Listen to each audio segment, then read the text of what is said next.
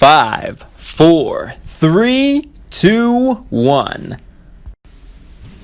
Hello, everybody. Thank you for joining me at the Everything Medicare Podcast. This is Christian Brindle. I am your host, where every week I bring you a new podcast episode where I teach you how to handle your Medicare, your Medicaid, your Social Security, and everything that has to do with your retirement. Normally, folks, I bring you an episode every single Monday. This one is coming to you on Tuesday, the 15th, so you have to apologize. We're one day late on this episode. We just had a chaotic beginning to the week, so you'll have to forgive me there. It will not happen again, and I appreciate your patience and understanding. Today, we are talking about prescription drug cost, how to best handle them, how to best maintain them, how to lower your prescription cost to the best of your abilities. And that doesn't necessarily mean with just insurance. There are a number of different ways to handle prescription costs that I have seen over the years that dramatically help people. Some situations, folks, especially in the Medicare world, you might run into a situation where you're taking a prescription that's very expensive, and not many insurance companies will cover it, and the ones that do don't cover it very well. And then there are some situations where there's some prescriptions that are not covered at all by Medicare plans in general. And there needs to be ways to address these, and there needs to be ways around them for people to get coverage. Basically, there are solutions. Like I said, there are some situations where even if an insurance company covers your prescription, they might not cover it well. I've seen some insurance companies even where the copay is higher than it would be without insurance, total. And that's just craziness. It's psychotic. It's madness. And there are ways around this kind of stuff. People today, let's talk about first the root of the problem.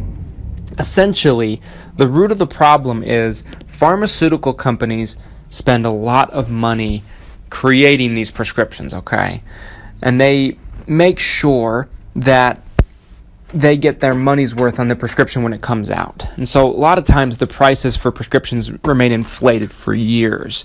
And a lot of times you'll see with common prescriptions when the pharmaceutical company has determined that they've made their money, sometimes they'll lower the cost down dramatically, or they'll come out with a generic version for a certain prescription. You see that for insulins, you see that for all kinds of different things over the years, okay? Essentially, what it comes down to is pharmaceutical companies are in the business to make money. They have prescriptions that can help people. They have solutions for people that have certain issues, but they're in the business to make money. Let's not beat around the bush. Insurance companies are no different. The insurance companies, the politicians, the pharmaceutical companies are all working for each other to try to help make the most amount of money for all of them.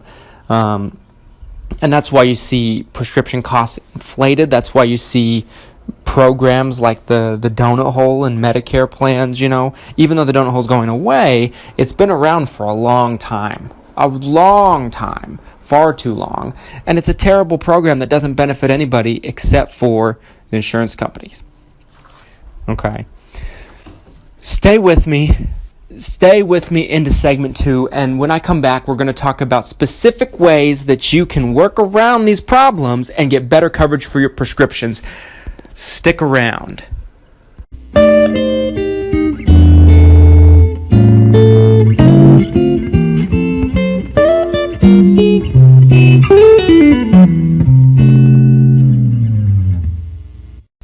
Welcome back. Thank you for sticking with me. This is segment 2 of the Everything Medicare Podcast, where I talk about your Medicare, your Medicaid, your Social Security, and everything that has to do with your retirement. Today we're talking about prescription drugs, coverage, and what to do when your drugs aren't covered at all, or they're not covered well by your insurance plan, or any insurance plan that you have available to you for that matter. Folks, like I mentioned last segment, there's the whole structure with prescription coverage especially in the Medicare world, has been set up and designed to benefit the pharmaceutical companies, the insurance companies, and the federal government. Okay? There are ways around it, though.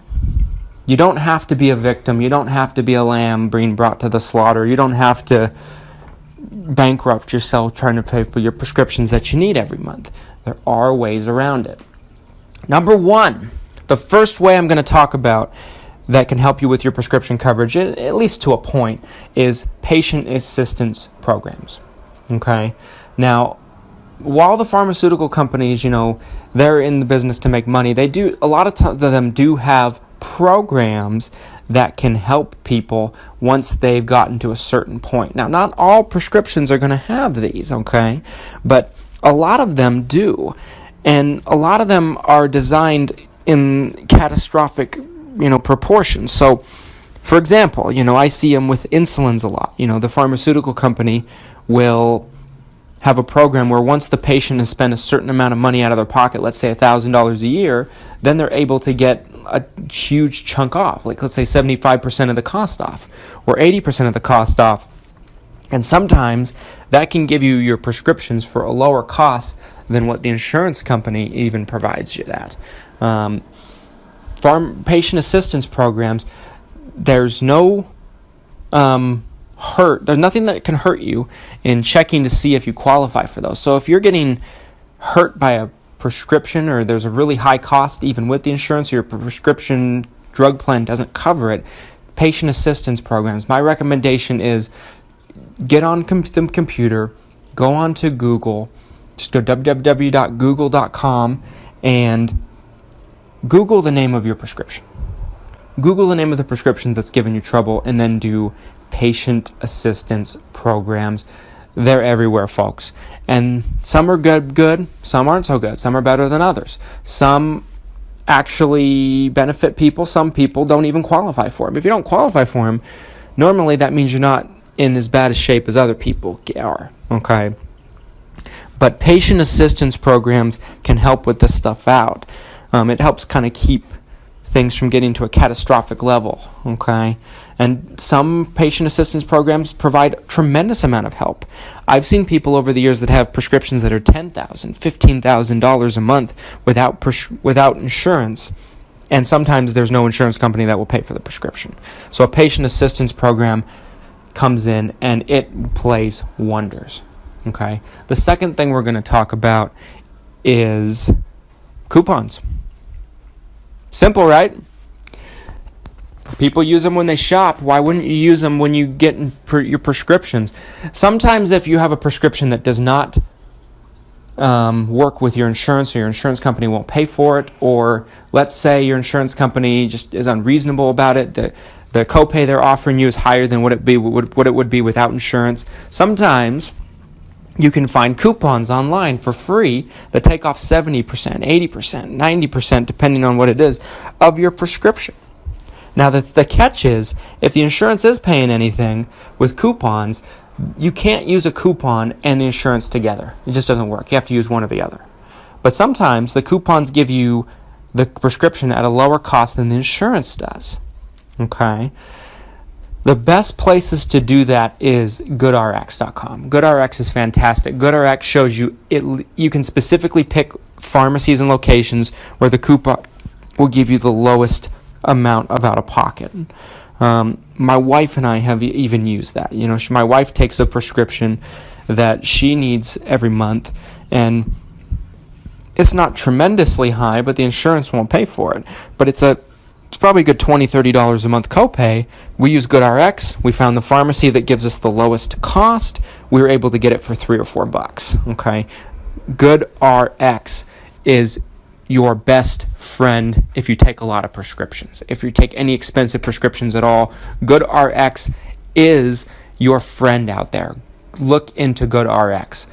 It's the best coupon service that I have become aware of. If there's any that you would like to make me aware of that I don't know about as of yet, if you've heard of any or you've used any that are working well for you, email it to me so I can pass it on to others and help people. My email's Christian, Christian B, so Christian B as in boy, Christian B at xmission.com.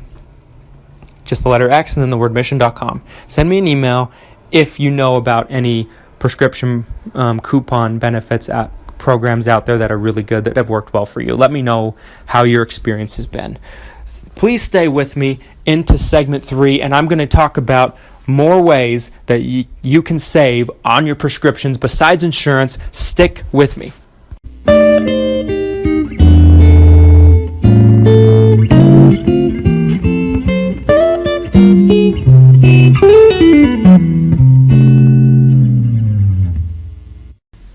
Welcome back, everybody. Thank you for sticking with me for our third and final segment about how to save money on your prescription costs each and every month besides insurance.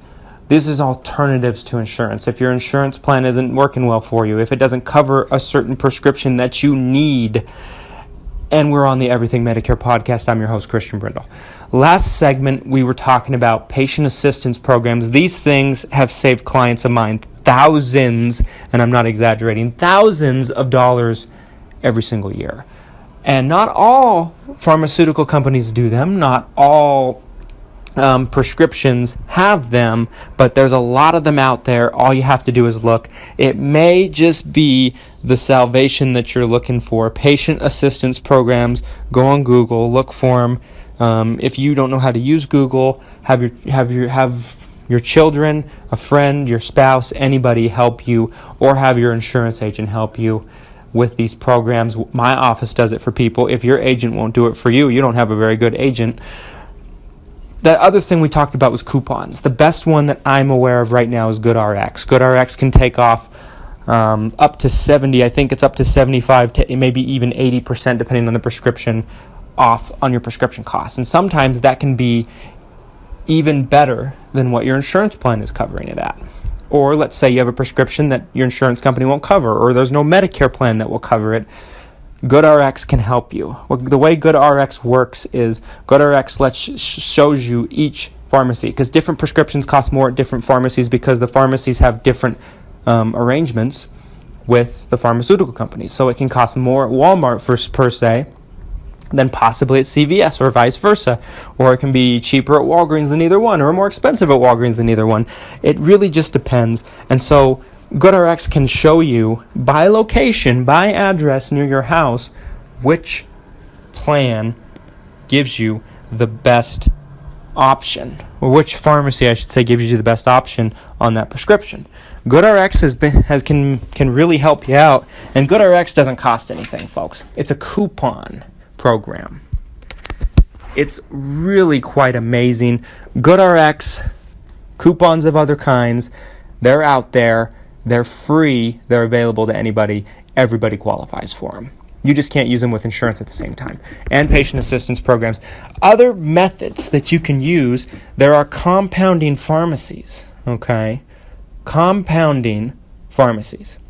They're around your local area. Sometimes compounding pharmacies can give you the prescriptions at a lower cost. Look into compounding pharmacies. Another thing you can do is you can have your prescriptions sent to you from an out-of-the-country pharmaceutical company. That's right. Sometimes buying the prescription straight through a pharmaceutical company, let's say in Canada, can give it to you for cheaper without any insurance than a pharmaceutical company in the United States can with insurance. That's something to look into. Okay? I've even seen doctors' offices give samples to clients of mine for years of prescriptions to help them out with costs. So check into your doctor's office, see if they can provide you any samples to help you out if you're struggling. There's a lot of things you can do, folks. If you want to know more about this subject, if you want me to talk more about it in future podcast episodes, please let me know. But those are some nuggets, those are some ideas that you can take with you and brainstorm and look into for yourself and see if they can help you. There's no need to suffer. There's no need to struggle. There are ways around this stuff, folks. I am Christian Brindle. I'm your host. Thank you for joining me for this shortened episode of the Everything Medicare Podcast. I'm sorry it's a day late. It will not happen again. I hope you have a tremendous week and weekend coming up, and I will see you next Monday. Thanks for watching. Thanks for listening.